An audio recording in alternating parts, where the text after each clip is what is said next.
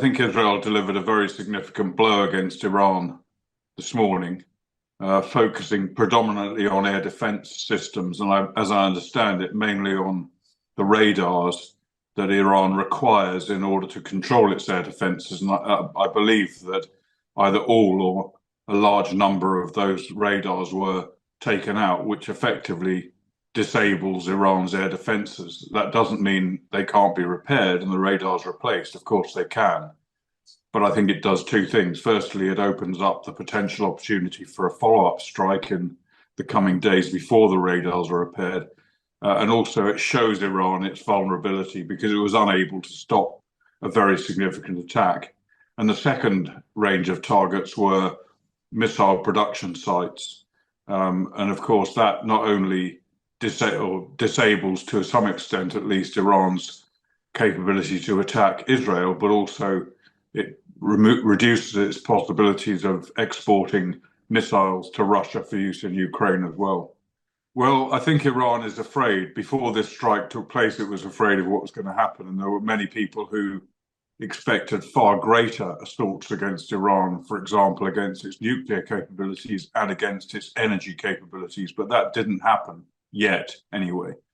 And I think that's largely due to the US restraining Israel. And Israel does have to take account of what the US thinks about things and what the US says, because Israel, in many ways, is pretty dependent on the United States.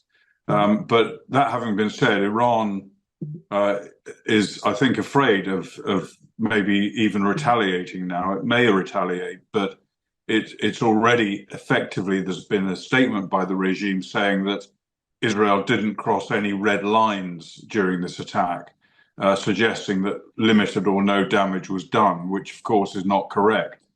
But saying that no red lines were crossed, it actually indicates maybe a reluctance by Iran to retaliate, an excuse in a way not to retaliate. So we'll have to see whether there is any retaliation or not and what form that will take, of course. Well, I think there's a lot of dissent against Iran in the country, against the regime in the country, and that's another big fear of the government in Iran, the instability of their regime. And this will, of course, encourage those people who want to bring down the regime. And the Iranians have already threatened anybody who publishes pictures of footage of the strikes. They've threatened them with going to jail, which obviously is partly intended to, to not to show the extent of the devastation that's been caused.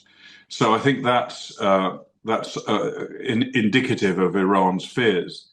The other dimension, of course, one never really knows how these things are going to work out, but sometimes when one country attacks another, irrespective of the reason, even if there's dissent in that country, it solidifies support for the government of the country that's being attacked. So it could work either way, but my guess is that the revulsion for the regime in Iran is so great among so many people that it will work against the regime in this case. Well, I think in the Middle East, Israel's war is supported by the vast majority of Arab countries, including, of course, Saudi Arabia and the UAE.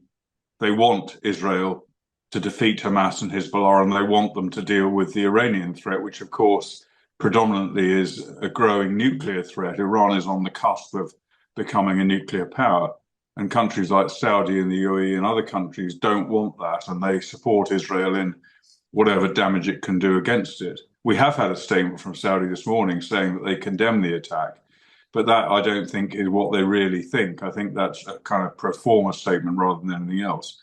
So I think that Israel's allies in the region, which, as I say, is most Arab countries, will be very pleased with what's happened, but maybe a bit disappointed it wasn't a much stronger attack than actually occurred. And Iran doesn't have that many allies in the region. You could say Qatar is an Iranian ally, for example, but they have very limited capabilities doing anything. So I think Iran is relatively isolated. That isolation, of course, is undermined by US appeasement of Iran, which has been President Biden's policy since he began his administration, trying to get Iran back to a deeply flawed nuclear deal, and also releasing billions of dollars of frozen assets to Iran, which have been used both on the nuclear program and to fuel its regional aggressions. So Iran is, I think, is in a relatively weak position. It's facing a far stronger military force, Israel. Unfortunately, at the moment, it doesn't face the opposition of the United States. That might change, of course, when the US election occurs. It's a possibility that Iran will do a retaliatory attack now. I wouldn't say it's an overly high probability because, of course, Iran is, as I mentioned, is fearful of Israel's response. In this sort of round of two strikes each against the other country directly, I'm not talking about the proxy attacks on Israel by Iranian proxies, but the two each direct strikes between the two countries. Both of the Iranian strikes on the 14th of April and the 1st of October have achieved almost nothing. They were virtually all of their hundreds of missiles and drones were intercepted or fell in open territory and did very little damage. I think a couple of strikes against Israeli airfields, which caused limited harm. The Israeli strikes, on the other hand, have been much more severe. First of all, after the 14th of April attack, there was one radar taken out. After this attack, probably at least four more taken out, plus other targets. So Iran will be feeling vulnerable and exposed, and it cannot afford for this to escalate into a full-scale war with Israel.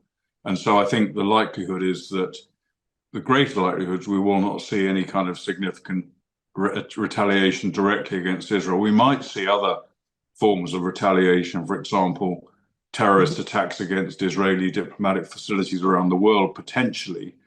That could be the case.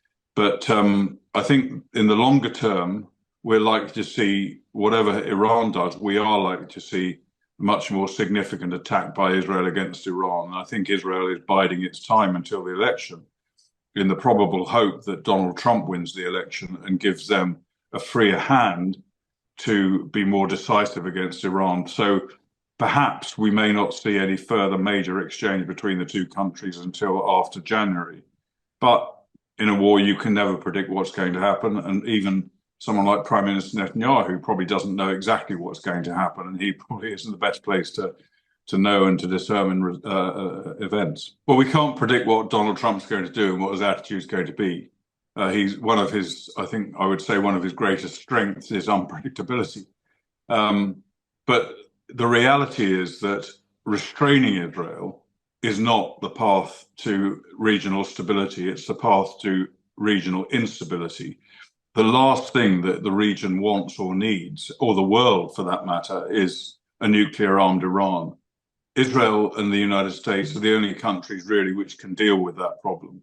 The United States currently is reluctant, or not just reluctant, but refuses to do so, quite the opposite. Under Trump, possibly they might either give Israel the green light or join themselves. It's not a foregone conclusion, but it's the best outcome, I think, for everybody. If we just have to think how much Western countries have been restrained in their support for Ukraine because of Russia's nuclear threats, because Russia's a nuclear-armed power. What does that mean if Iran becomes a nuclear-armed power? And Iran, I would argue, is going to be far less predictable and far less rational in its use of nuclear weapons if it gets them than Russia ever would be. So I think that's a huge danger which really ought to be averted if it possibly can be. And as far as I can see at the moment, we don't know how events will unfold, but the only way to deal with that now is through military force.